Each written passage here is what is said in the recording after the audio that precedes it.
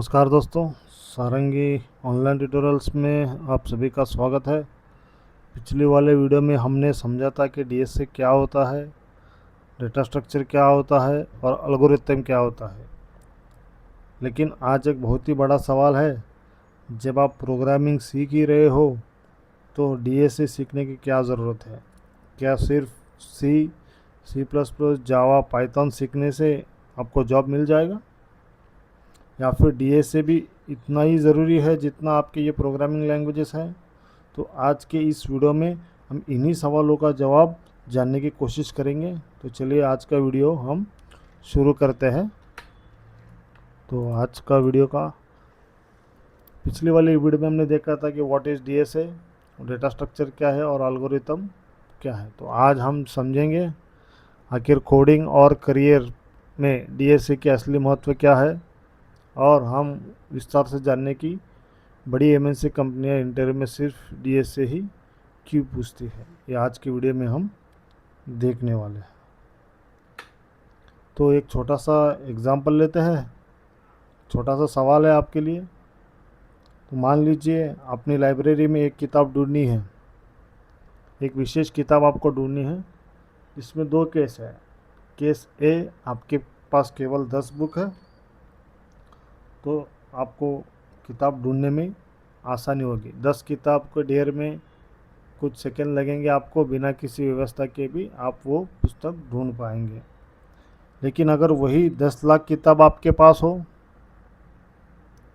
और बिक्री किताबों में से आपको सही पुस्तक, आपको वही विशेष किताब आपको ढूंढने के लिए आपको लाखों सेकंड, पूरा दिन भी लग सकता है।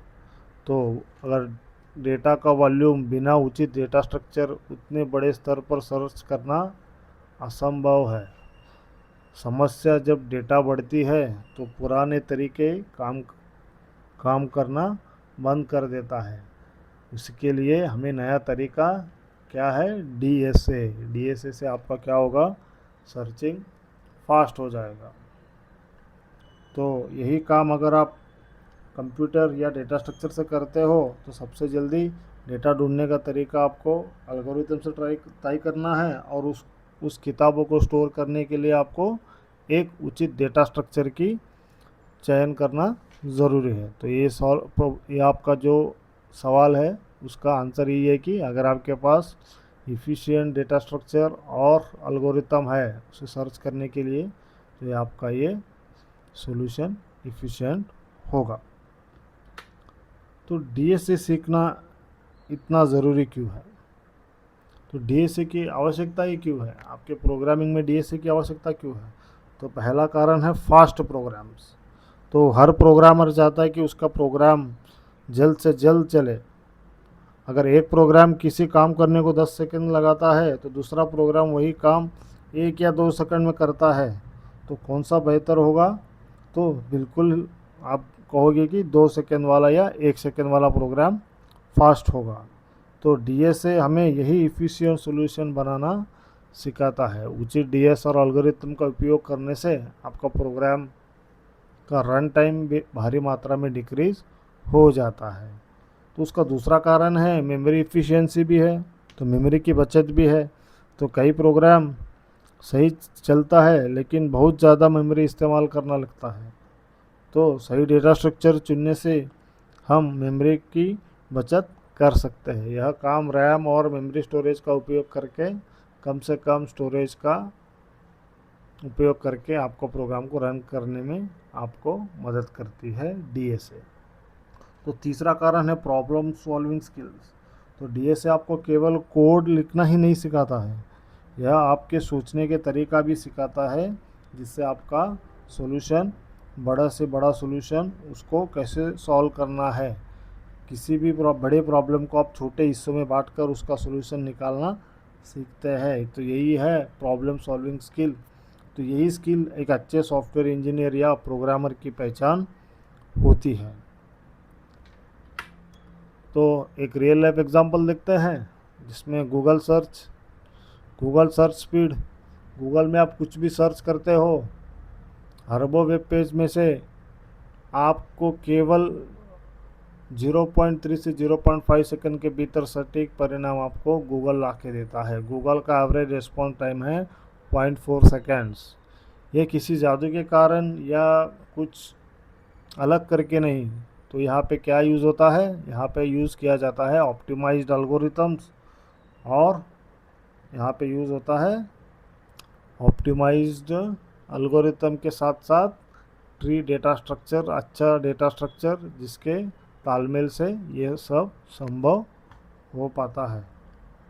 तो व्हाट्सएप करोड़ों मैसेज कैसे मैनेज करता है, और अमेज़ॉन लाखों प्रोडक्ट्स कैसे दिखाता है यूज़र्स को, इन सभी एप्लीकेशंस के पीछे इफ़िशिएंट डेटा स्ट्रक्चर और एल्गोरिथम काम करते हैं, तभी ये सब संभव हो पाता है। तो सोशल मीडिया का खेल, व्हाट्सएप और इंस्टाग्राम, जहाँ पे व्हाट्सएप के मैसेजेस भेजे जाते हैं वो सर्वर पर कहाँ पे होते हैं, क्यू में व्यवस्थित रखे जाते हैं और क्रम के अनुसार उसे डिलीवर भी किया जाता है। और इंस्टाग्राम फीड में करोड़ों रील्स और फोटोज़ में से जो आपको पसंद है वही आपको रील्स और फोटोज़ एल्गोरिथम क्या करता है, इंस्टाग्राम को आपको रिकमेंड करता है। तो इसके पीछे भी क्या है, सटीक टेक्निक और एफिशिएंट डेटा स्ट्रक्चर, मतलब डीएसए ही यूज़ होता है। सवाल, आपको एक सवाल देता हूँ कि ऐसे ही किसी ऐप के बारे में बताइए जो आपको सटीक डेटा और कम से कम डेटा समय में बहुत सारा डेटा संभालता हो। तो आपने गूगल या उसे छोड़ के और कोई सर्च इंजन यूज़ किया है तो आप मुझे कमेंट करके बता सकते हो। तो इंटरव्यू में डीएसए क्यों पूछा जाता है, तो कंपनीज़ के बहुत सारे बड़े बड़े कंपनी के इंटरव्यूज़ में डीएसए ही क्यों पूछा जाता है, प्लेसमेंट्स में डीएसए का महत्व क्या है। अगर आपका सपना है कि आप गूगल, माइक्रोसॉफ्ट, अमेज़ॉन ऐसे बड़े डिजिटल कंपनियों में या किसी अच्छी आईटी कंपनी में जॉब पाने का है तो आपको डीएसए जानना बहुत ज़रूरी है। तो आपका डीएसए का कंसेप्ट क्लियर होना बहुत ज़रूरी है। कोडिंग इंटरव्यूज़ में अक्सर arrays, strings, link list, stack, Q ऐसे बहुत सारे डेटा स्ट्रक्चर के सवालों पे क्वेश्चंस पूछे जाते हैं। कंपनियां यह भी देखती है कि आप किसी प्रॉब्लम को कितने अच्छे तरह से समझते हो और इसका एफिशिएंट सॉल्यूशन आप कैसे दे पाते हो।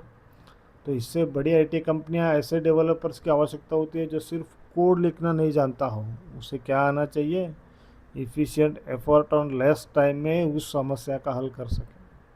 तो प्रॉब्लम सॉल्विंग एबिलिटी और एनालिटिकल थिंकिंग भी होना चाहिए साथ में।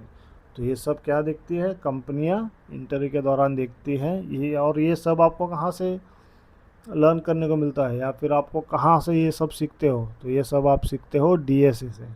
अगर आपके डीएसए के कंसेप्ट पूरे क्लियर हैं तो ये आपके ये सब पॉइंट्स कवर हो जाएंगे।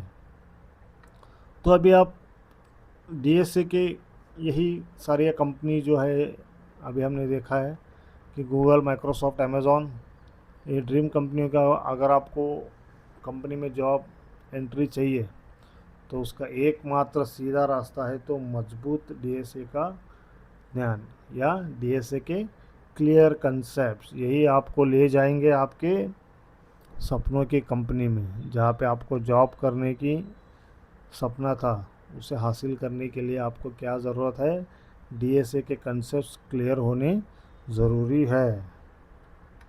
तो डीएसए सीखने के फ़ायदा क्या है, डीएसए सीखने का फ़ायदा यही है कि आपके कोडिंग स्किल्स क्या हो जाएंगे, बेटर कोडिंग स्किल्स हो जाएंगे। इसका मतलब क्या है कि आप जब कोडिंग करोगे तो आपका कोड क्या होगा, क्लीन होगा। क्लीन मतलब किसी के ऊपर डिपेंड नहीं होगा, आपकी कोडिंग बेहतर हो जाती है और आपका प्रोग्राम्स क्या हो जाते हैं, इफ़िशिएंट प्रोग्राम्स बन जाते हैं।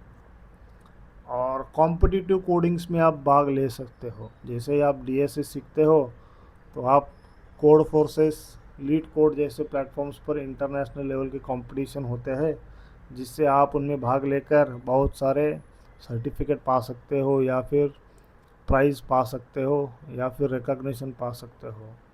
ऐसे कोडिंग कॉम्पिटिशन्स में भी आपको कंपनियां सर्च करती है कि ऐसे कोडिंग कंपटीशन में ऐसे कौन से है कैंडिडेट्स आते हैं जो ये लेवल पार करते हैं, तो उन्हें जॉब भी ऑफ़र कर देते हैं।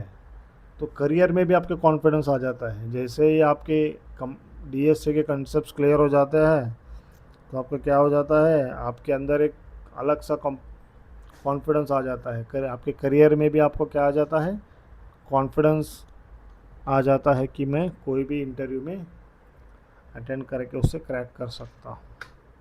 तो एक तुलना है। तो विथ डीएस से क्या है और विदाउट डीएस से क्या है। अगर आपके पास विदाउट डीएस से नॉलेज है तो वो क्या होगा, और विथ डीएस से अगर आप जाओगे तो क्या फ़र्क पड़ेगा। तो आपके कोड स्लो होगा, आपका कोड जब रन होगा तो वो स्लो होगा और अनऑर्गेनाइज्ड होगा। असंगठित मतलब अनऑर्गेनाइज्ड होगा। आपका डेटा कहीं भी पड़ा होगा, आपका फंक्शंस कहीं भी पड़े होंगे, उसे आप कॉल कर रहे हो तो आपका कोड क्या है, अनक्लियर्ड और अनस्ट्रक्चर्ड है, और आपका कोड कैसे रन होगा, स्लो रन होगा। वही अगर आप विद डीएसए के साथ अगर आप अपना कोड लिखते हो तो आपका कोड क्या होगा, फास्ट और ऑप्टिमाइज्ड कोड होगा। जो डीएसए के जानकार होता है उसके प्रोग्राम में मेमोरी क्या होता है, लेस मेमोरी यूज़ होता है। और अगर आपके पास डीएसए का नॉलेज नहीं है तो आपका प्रोग्राम क्या होगा, बहुत सारा मेमोरी यूज़ करेगा आपका प्रोग्राम। अगर आपके पास डीएसए का नॉलेज नहीं है तो आपका इंटरव्यू का परफॉर्मेंस कैसा होगा, हार्ड और अनकंसिस्टेंट। मतलब आपका इंटरव्यू हार्ड जाएगा और आपको पता ही नहीं चलेगा कि आपको सिलेक्ट करने वाले हैं कि नहीं करने वाले। अगर आपके पास डीएसए की नॉलेज है तो आपका इंटरव्यू अच्छा जाएगा और आप कॉन्फिडेंट भी रहोगे कि ये जो वाला इंटरव्यू मैं क्रैक करने वाला हूँ।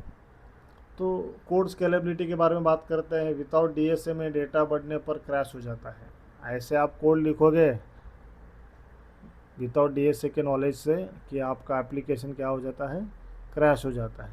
लेकिन अगर आपके पास डीएसए का नॉलेज है तो आप क्या कर सकते हो, लाखों या कितना भी डेटा हो तो आप क्या कर सकते हो, उसे हैंडल करने की क्षमता रखता है आपका कोड। तो ये है फ़ायदा डीएसए सीखने का। तो डीएसए का उपयोग कहाँ किया जाता है, डीएसए का उपयोग किया जाता है बहुत सारे एप्लीकेशंस में। कहाँ पे, नेविगेशन ऐप्स, जहाँ पे आप देखते हो कि गूगल मैप्स और बहुत सारे एप्लीकेशंस है जहाँ पे आपको नेविगेशन की ज़रूरत होती है। वहाँ पे क्या यूज़ होता है, वहाँ पे होता है नेविगेशन का। गेमिंग फिजिक्स में भी क्या यूज़ होता है, ये डीएसए का बहुत सारा यूज़ होता है, जिससे ट्री ग्राफ्स का यूज़ किया जाता है गेमिंग में। और सबसे बढ़िया अभी जो फ़िलहाल चल रहा है AI, artificial intelligence model, neural network में क्या यूज़ होता है, वहाँ पे यूज़ होता है अल्गोरिथम्स और डेटा स्ट्रक्चर्स। ये सब यूज़ करके आपका एआई बनाते हैं। तो उसमें भी क्या यूज़ होता है, डीएसए का यूज़ होता है। तो इस सीरीज़ के बाद आप क्या हासिल करोगे, आपको क्या मिलेगा अगर आपने ये डीएसए की सीरीज़ कंप्लीट करने के बाद, तो आपका लॉजिक अच्छे से बिल्ड होगा, लॉजिक बिल्डिंग होगा आपका। किसी भी प्रोग्रामिंग भाषा में मजबूत लॉजिक बनना ही एक टारगेट होता है। तो आपके लॉजिक क्या होगा, अच्छा होगा। और आपका कोड कैसा होगा, जो कोड इफ़िशियंट कोड होगा। सी लैंग्वेज में आप एक्सलेंट और इफ़िशियंट कोड लिखना सीखोगे। और कंपटीशन का हुनर, आप कॉम्पिटिटिव प्रोग्रामिंग में टेस्ट आप भाग ले सकते हो, आपका कॉन्फिडेंस बढ़ जाएगा। अगर ये सीरीज़ करते हो तो आप इंटरनेशनल लेवल के कंपटीशन में भी आप भाग ले सकते हो। इस सीरीज़ में आप बेसिक से लेकर एडवांस तक हर एक टॉपिक को सी प्रोग्रामिंग के यूज़ से प्रैक्टिकल में हम कोड को समझेंगे। इससे आपके बेसिक इतने मजबूत हो जाएंगे कि आप आसानी से किसी भी अन्य लैंग्वेज पे आप स्विच कर सकते हो, जैसे कि पाइथन, जावा या सी प्लस प्लस।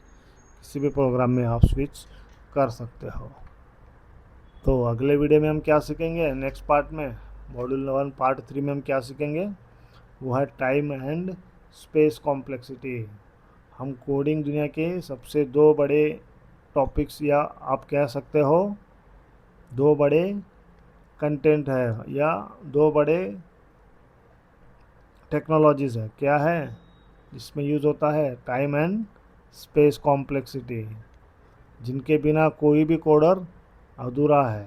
इसका मतलब आपको अगर अच्छा कोडर बनना है तो आपको ये टॉपिक्स जानने ज़रूरी है। कौन से है? टाइम कॉम्प्लेक्सिटी, स्पेस कॉम्प्लेक्सिटी, और इन दोनों को जो मेजर करता है उसे कहते हैं बिग ओ नोटेशन। मतलब जिनकी इस बिग ओ नोटेशन से ही आपकी टाइम और स्पेस कॉम्प्लेक्सिटी गिनी जाती है। तो ये तीनों टॉपिक हम नेक्स्ट वीडियो में पढ़ने वाले हैं।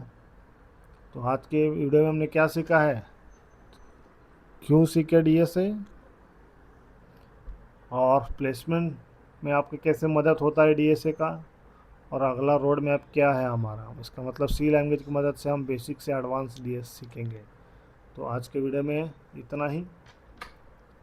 अगर आप डीएसए की मास्टर करने के लिए तैयार है तो आप कमेंट बॉक्स में लिखिए आई विल मास्टर डीएसए।